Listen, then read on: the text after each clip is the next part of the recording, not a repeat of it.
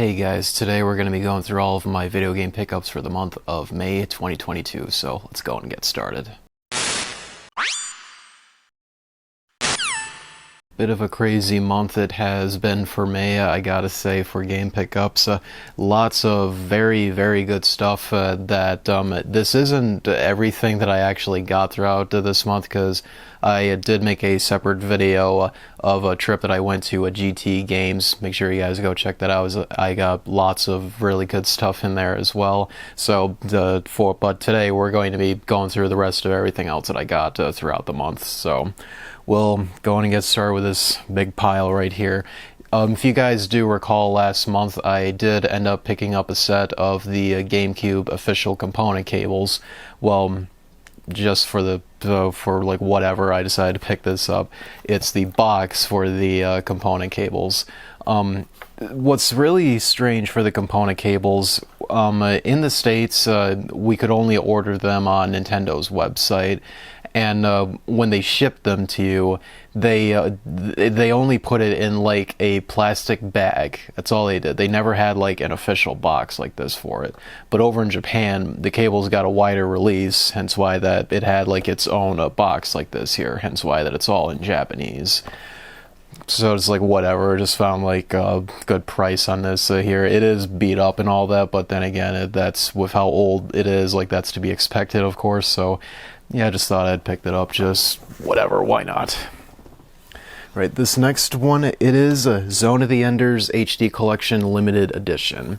I did have a standard copy of Zone of the Enders HD, but I just didn't have like a limited edition of it, so that's why this whole thing, it came with everything except for the game, because I already had a copy of the game. So yeah, just got a really good price on this here. Just wanted to pick it up because anything with Kojima Productions on there, I buy right away. Alright, this big box right here, finally after what feels like a year and a half when I first ordered this finally came in. It's the Disco Elysium Collector's Edition from I Am 8-Bit. I don't recall what's in this edition because, again, it's been like a year and a half since I ordered this, but I'll have like a screenshot of everything that this comes with. Yeah, Disco Elysium, if you recall, for the last year, 2 years, a game that is won a lot of rewards, got high praise from both critics and players alike. That I Am 8-Bit, they decided to do a collector's edition release only on their website. I think you can still get this on their website, I'm not 100% sure though, but yeah, finally came in after multiple delays of the production of the items due to the nature of the world and all that, for how limited materials are to make stuff like this. So yeah, quite cool to get this here. Alright, so these next few stacks here, this was all stuff that I've gotten like locally from stores that I just went to besides GT Games, because you know they got their own separate video for this month because it just got too much stuff there. But this stack here, this is for like the rest of the stores that I went to. So I did recently take a trip up to Bob's Bullpen as I had to visit family for specific reasons. But while I was visiting, like I said, let's stop by both like Bob's Bullpen and Chaotic Games. But at the Bullpen, I picked up God of War 2. This has both the game itself and the special features disc. I've not played any of the PS2 God of War games. Well, no, I did. I did play like the HD or re-release on the Vita, if I recall, but I never played like the original versions of it, though. One of these days, I do look forward to playing this, though, because it's God of War. It's a quality series. Right, these next few games, this was all from Chaotic Games, and they had a few stuff there that I've been looking for quite a while, and this is probably the best one. It's Dino Crisis. Dino Crisis is such a hideously overlooked survival horror series. It's made by Capcom, as well as the creator of Resident Evil, Shinji Mikami, or at least like he's one of the main well-known creators of the franchise. But Dino Crisis, basically think of it as Resident Evil in the Jurassic Park universe. It's the simplest way to describe it. What's really cool is that they really like improved or did like quality of life updates to the whole genre, the survival horror genre, with this game here, because this came out, I'm sure, after Resident Evil 3. And they already were doing like improvements to the formula that they've already established with Resident Evil. Small things like, say, like, you know, every time you open up a door to go to the next room, there's always like an animation of like the door opening or whatever it is. Well, they still did that, but you saw like the main character also interacting with it too. I always like that. It's like a nice touch as well. And I do believe you can move while shooting in this game as well.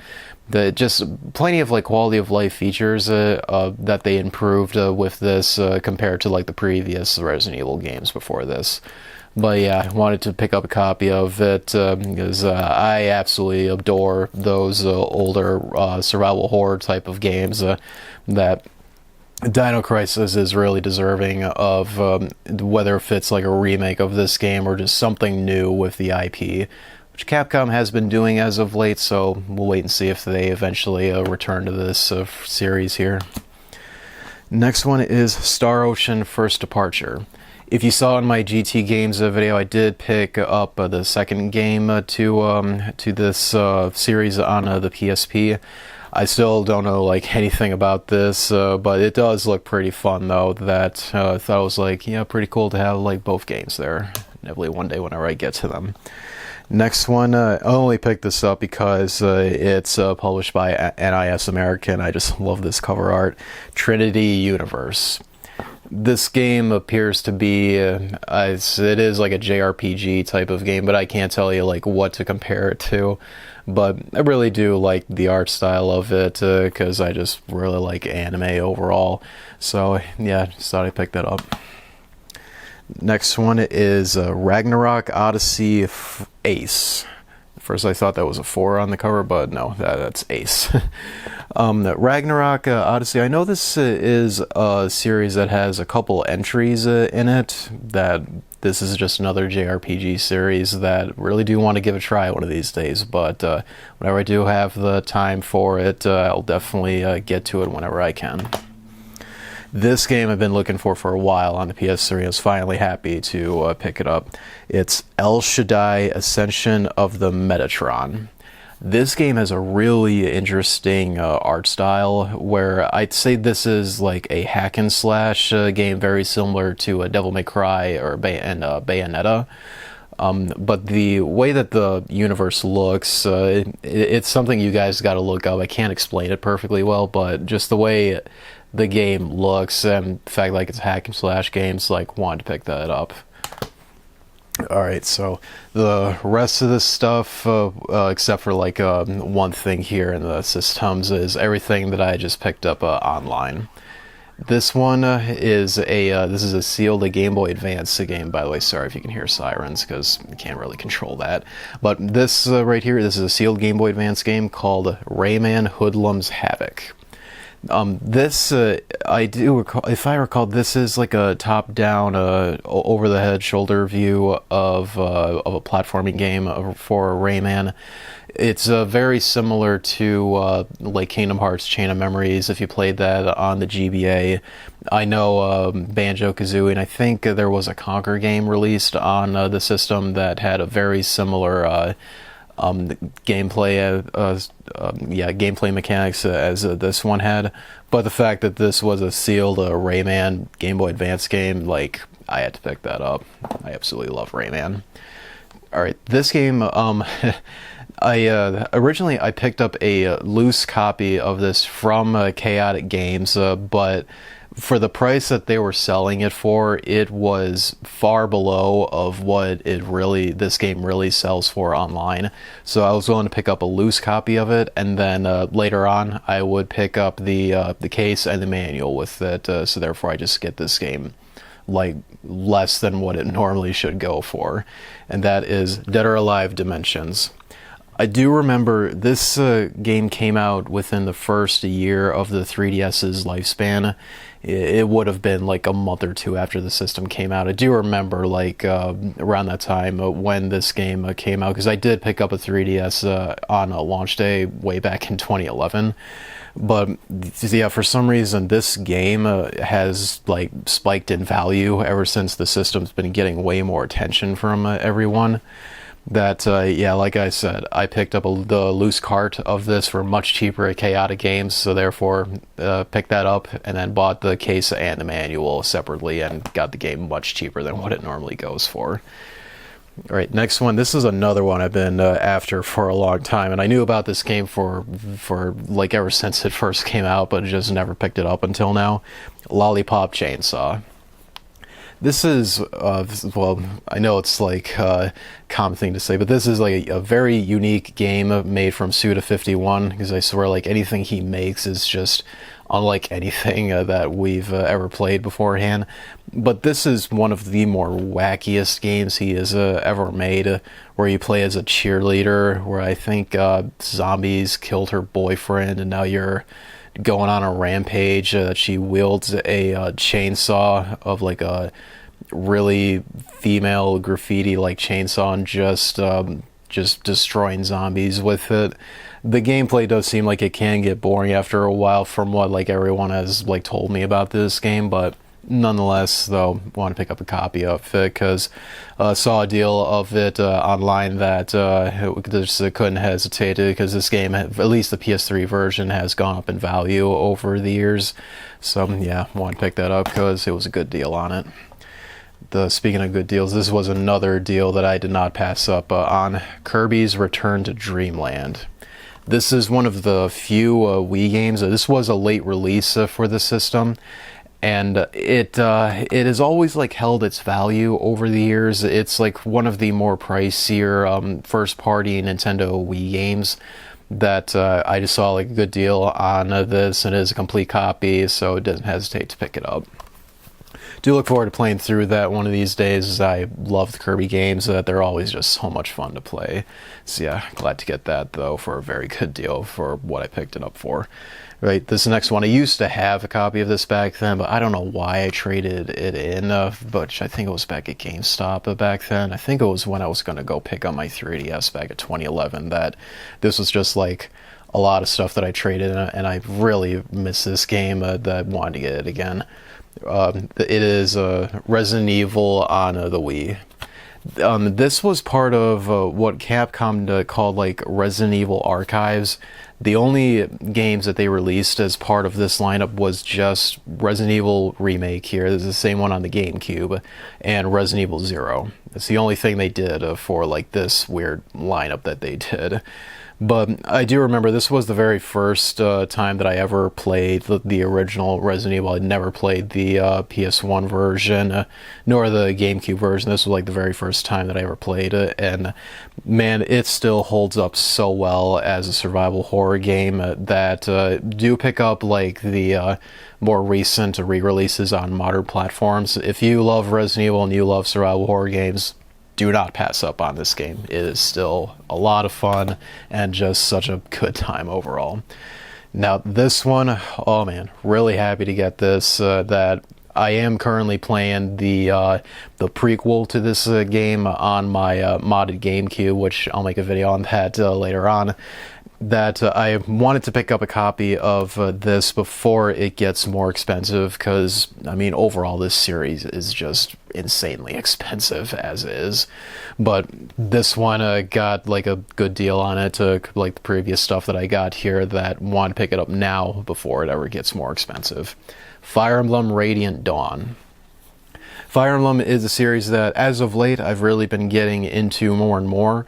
That currently, as I said, I am playing Path of Radiance on my modded system. Sadly, I don't have a copy of that yet, which is going to be really hard to swallow whenever I do get it. But nonetheless, when I do finish up a Path of Radiance, I wanted to get a copy of Radiant Dawn, because Radiant Dawn is a sequel to Path of Radiance. That I really look forward to playing this after I do finish up Path of Radiance. This one, I also had a copy of this back then, but it was in like really bad condition, and I don't recall like what happened to it afterwards, but regardless, like I wouldn't like keep that nowadays because like I said, it was just in bad condition. But this one, it's like, God, it's like almost in brand new condition, at least for the disc. But this game, it is Ape Escape. Ape Escape is, I swear, a series that Sony seriously needs to do something with, because it is insulting. They still have not given us a new game in this franchise. They're doing a re-release of it on the PS5, PS4's PlayStation Plus new subscription for the premium service or whatever it is, but it's the PAL version. Why? But anyways, for Ape Escape 3, this is like the most overlooked game in the series, at least for like the mainline games. But it's still like a lot of fun to play, though. They introduced like new gadgets and a whole new transforming system that changed up the gameplay quite a bit. But yeah, wanted to pick up a copy of it that I just need to get Ape Escape 2, and I'll have like all of the mainline games. Then after that, I'm going to try to get like any of like the spin-off stuff that they made, which I think the only one I got to get is that one pumped game that I think came out after Ape Escape 3 on the PS2, and I know that there's a few Japanese exclusive stuff that I'll have to get as well. Alright, this one, I played this a lot back then, and it was my cousin's copy that I played mostly, but until now, it's like I decided to get my own copy of this game. Legend of Zelda Collector's Edition on the Gamecube. This game, I believe the only way you could get this game is it was a pack-in game for the GameCube for a certain point. I could be wrong on that. Correct me in the comments if I'm wrong. Just like let me know like how did we like hit this game? I'm pretty sure it was just a pack-in game, like I said. But interestingly, this is the first time that I ever beat the original Legend of Zelda Ocarina of Time, as well as Majora's Mask, was on this release, which, like I said, back then was my cousin's copy at the time. But didn't get my own until now, and very, very happy to get it, because I just love picking up stuff for the GameCube overall. Speaking of which, I also got Star Fox Adventures. This is the Kmart edition specifically, because you can see in like the bottom right there that if you bought this game at Kmart, you would get a Star Fox Adventures official Nintendo Power Player's Guide with the purchase of the game here. If I recall, this is the one Star Fox game that, from what most people described, is if like they tried to put Legend of Zelda in Star Fox. That's a really weird thing to do, in my opinion, but nonetheless, want to pick it up though, because like any like first party made Nintendo stuff for the GameCube, I'm gonna pick up regardless, as long as it's for a good price, given how prices for the system has went up. Now this one, wanted to pick this up for a long time, but never bit the bullet on it because, you know, GameCube prices are just ridiculous these days. But finally saw like a normal black label copy of this game, because like a player's choice and a bestseller tag on it is like way more common than just a normal black label copy of this game. But yeah, but I also saw like, all right, it's selling for less than what it normally goes for. Let's pick it up now before it gets more expensive, because clearly this game, and for a fact, is not going to get like a re-release of any kind. Paper Mario Thousand Year Door. I do remember I played a Thousand Year Door. It was at, I'm pretty sure it was at a friend that my brother had way back then when I was like 5 or 6. And I also played a little bit when my cousin rented it as well. The same one that I played the Zelda games on there. But yeah, I never like played through the game, because like the most play time that I've actually put in a Thousand Year Door was probably like only 20 minutes. But nonetheless, of what everyone says about this game, how that's possibly like the best Mario RPG game ever. Personally, like I liked the Superstar Saga. To me, like that's the best, either that or Legend of the Seven Stars. But hey, until I actually play through Thousand Year Door, maybe that opinion will change. But nonetheless, really happy to finally have a copy of this game, and it's a normal black label copy as well that's complete, has everything inside of it. Disc is not the best condition, but I'm still going to keep it. Plus, I'm going to be playing the game on an SD card anyways, so that's all that I care about. So, yeah, very happy to finally have that game, that it can be just off the list of just a lot of stuff that I want to get for the GameCube. Alright, so these things right here, if you guys know me, I've been on a quest to try to take all of retro systems pre 7th gen, with the exception of Wii. That'll be soft mod, of course, the PS3 as well too. But in terms of the systems older than that, I'm doing all types of hardware modifications to try to put, say, SD card mods in them, so that way I can just play games off an SD card and not have to worry about the disc, so that way I can preserve my collection here.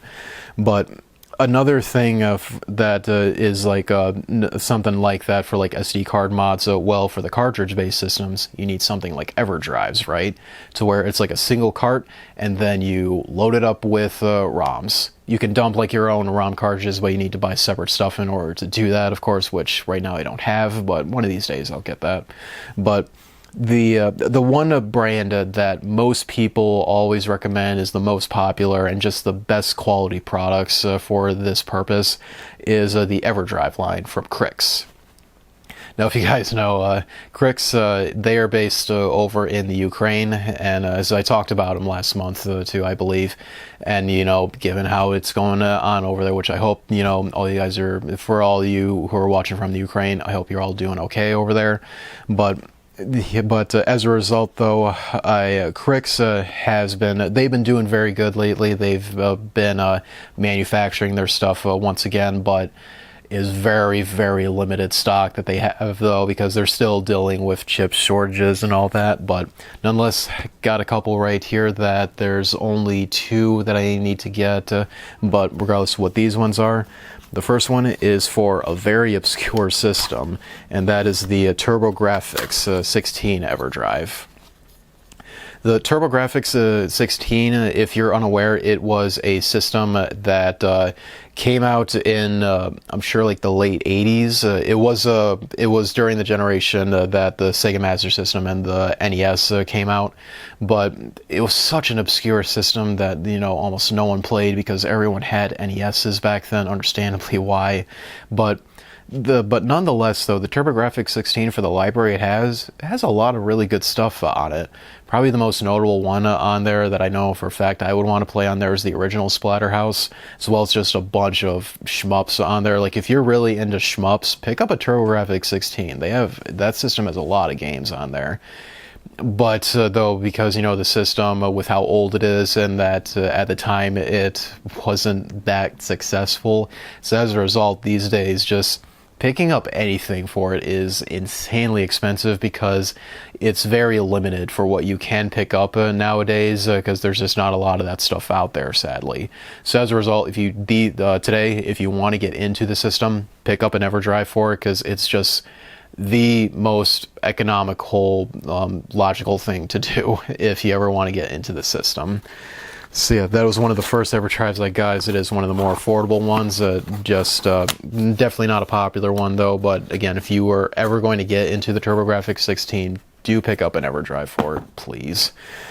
All right, next one. I did recently get this one in. I think it was last week. I got this. It's the Sega Mega Drive. It's the Mega EverDrive Pro.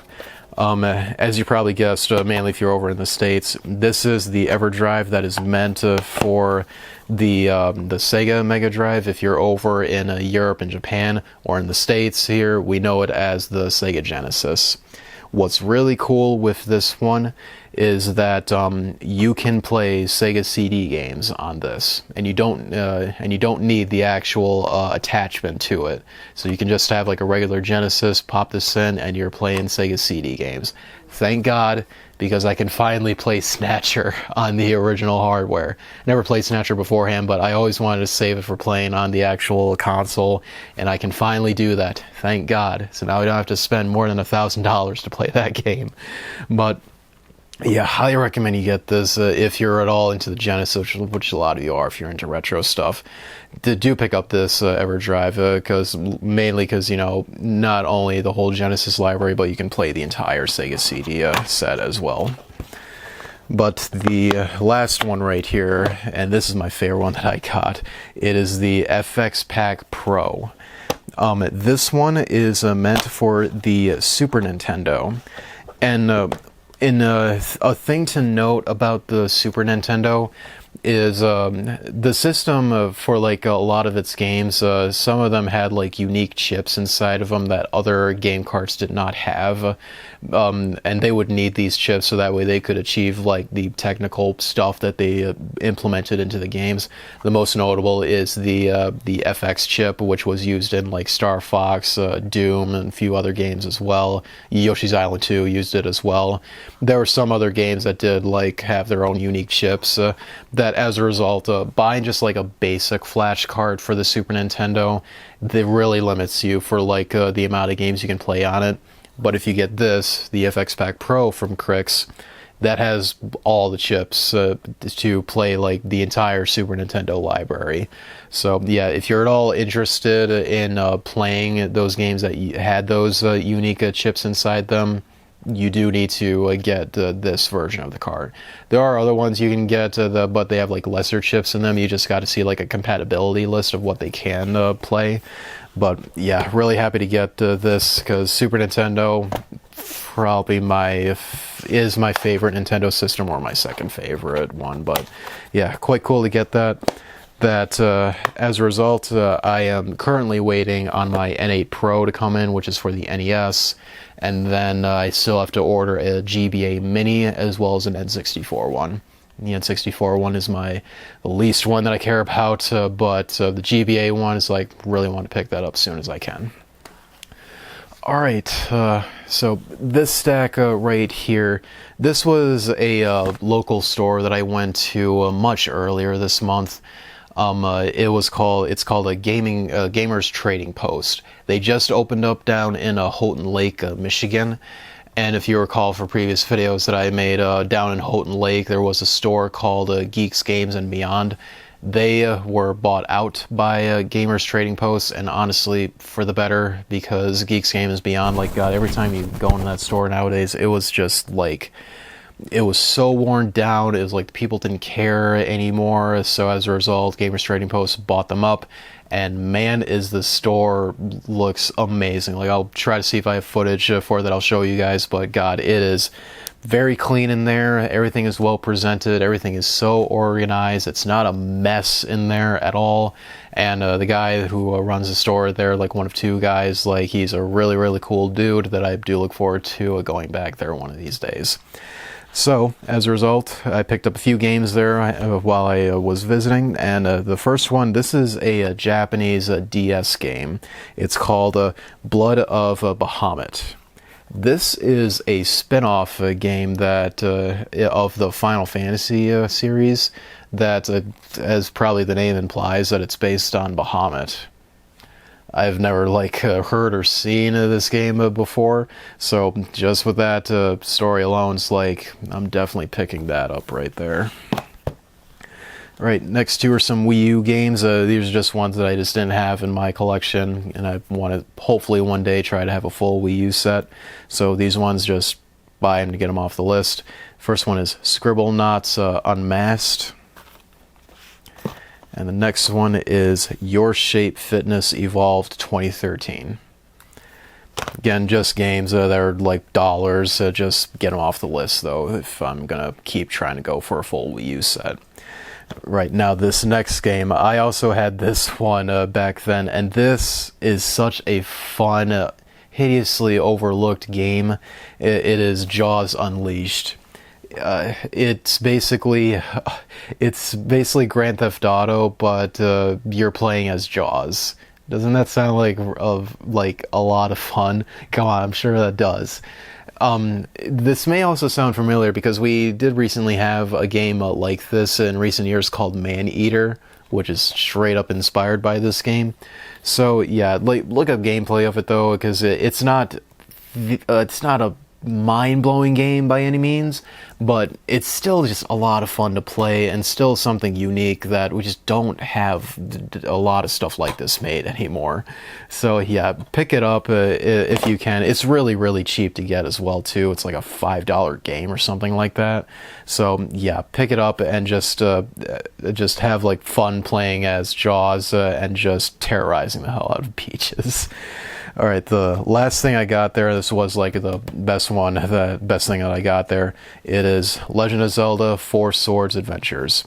Thanks to this pickup, I now have every single Zelda game that was released on the Gamecube. You see them laid out right here. It looks pretty cool. 4 Swords, originally it was only on the Game Boy Advance that came out in the re-release of Link to the Past. But then they also added in like 4 Swords, which you could only play that with the Game Boy Advance link cable feature, so you need at least 2 copies of the game to play the game multiplayer. But later they did re-release it on the GameCube, and I'm pretty sure with this version you can play it solo, and even future re-releases of 4 Swords on the DSi, I think it came out on, they did allow you to play it solo as well. But for the GameCube version, I just didn't have it until this day. And like I said, mainly wanted to pick this up so that way I can complete the Zelda set on the GameCube. Alright, so last few things here. I did recently go to Out of This World Arcade and Game, mainly to trade in some certain hardware accessories that I just didn't need anymore for some of my systems. That as a result, I ended up picking up a N64 here. That, if you're wondering, this front faceplate, yeah, that's my logo right there. These things you can get from a site called Rocker Gaming. I think he has his own Etsy store. That's where I picked these up from. You can make your own custom designs for these and just plop them on there. The way you take off that front faceplate on the N64, take a prying tool and you'll just like pry it out and you can put your own thing on there. But yeah, nonetheless, picked up an N64 because this is a NS1 model right here, and that is really important because I plan on doing an RGB mod to this system with Voltar's mod chip, which I do have ordered in. Just one of these times that I am able to get to that, I'll just go ahead and start modding it pretty soon, hopefully. But yeah, wanted to get that so I can finally have like the N64 that will be RGB modded pretty soon, as well as a PS2 50,000 series. The reason this system, it needs to be a 50,000 series just like this one, because what I plan on doing with this system is running a homebrew software to make this thing region free. That doesn't involve doing a hardware modification to it to make it region free. It'll all be soft modded, and this software, it's called Metatron. That I'll see if I'll like make a video covering it, but yeah, as it implies, it's software you would run on this system, and after going through the whole thing, you make your system region free, which is awesome. The way that you can tell if a PS2 is like a 50,000 series for like a fat model is on like the very back, you'll see it like listed right there in the tag, or at like a glance, if it's missing in the front here, the iLink port, which wasn't like never a thing that they used except for a Gran Turismo game. If it's missing that, it's a 50,000 series model. So therefore, you can do Mechapone on that to make the system region free. And then the other thing I picked up, this was the last... no, this is the second to last Metal Gear game that I had to pick up on the PSP, and this is one that was like really tough to get due to the price, but thankfully got it for a good deal there. It is Metal Gear Acid 2. The Metal Gear Acid games, they're really, really unique, and they suck. I'm sorry, these games really suck. Metal Gear is not a card-based strategy game, alright? We all know that. I don't know what they were thinking with these games when they made them, but whatever. It's like Konami's making like a card-based strategy game, and they thought, it's like, God, we don't know if this is going to do well, so you know what, let's slap Metal Gear on there, put Snake in there to sell some copies. These games suck. a lot. Like I said, I really don't like these games at all. Don't know why they exist, but they got the Metal Gear name on there, so had to pick it up. It is a complete copy where it does have the 3D glasses that it originally came with. I don't know what 3D stuff that they were trying to do with this game, because it's just a card game at the end of the day. But yeah, nonetheless, picked it up though to get it off the Metal Gear list of stuff that I got to pick up for the whole franchise. So yeah, I don't recommend these games at all, like I said, because they are not real Metal Gear games at all. But if you're a collector for the series, like, you got to pick them up, sadly. All right, these last few things here, these are pretty special. If you guys do know, the 3DS, the store, the eShop is closing pretty soon, which I think it was on the 23rd this month. They disabled the ability to use credit cards on there. You can still add like funds on like the Switch with like an eShop card, and you can then and that will be transferred into like the 3DS shop as well. So then you can still pick up that way. But throughout last month, we did get the very last supposedly physical releases for the system, and what a way to go out for the system for these games here. It's still getting some new digital stuff, mainly this one developer, I can't remember his name, but it's a series called Silver Falls, and pretty soon newer releases for that will be coming out pretty soon. So it's these aren't like the last ever 3DS games. There's still some new ones coming out on the digital store, and very late release on there, given we can't purchase it with credit cards. But nonetheless, with these being the very last physical games, like, had to pick them up, just had to. So the first one, this you could say this is the last or the second last, like, depending on how you look at this, whatever.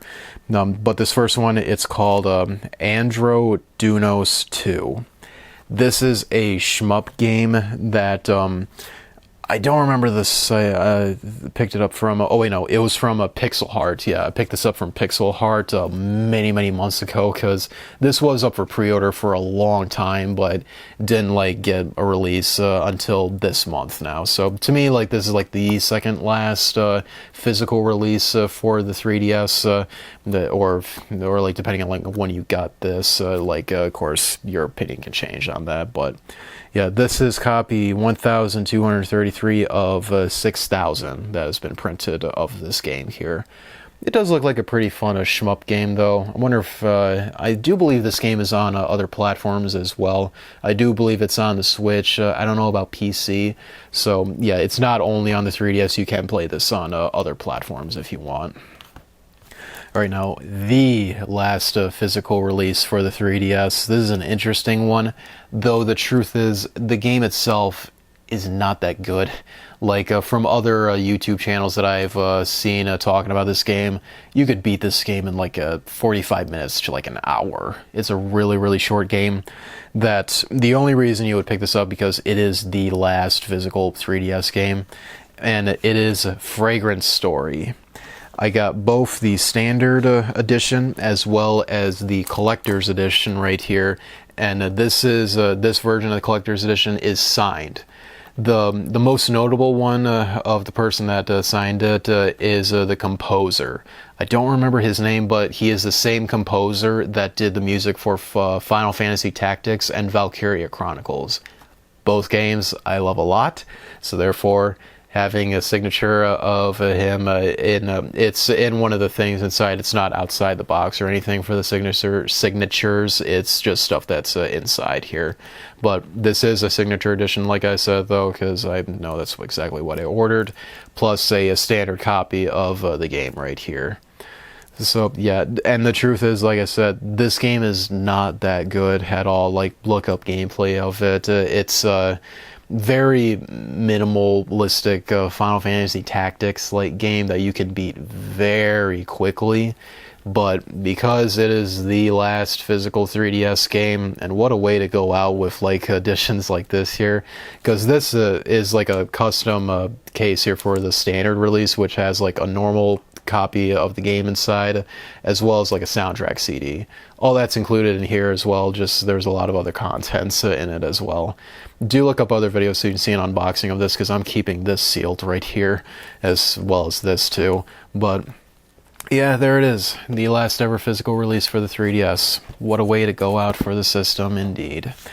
So yeah, that will do it for this month's pickups video. Do appreciate if you guys share this video, because we got a lot of good stuff here. I appreciate if you share it around with your friends, and do subscribe for more content like this in the future. Until then, guys, I will see you next time.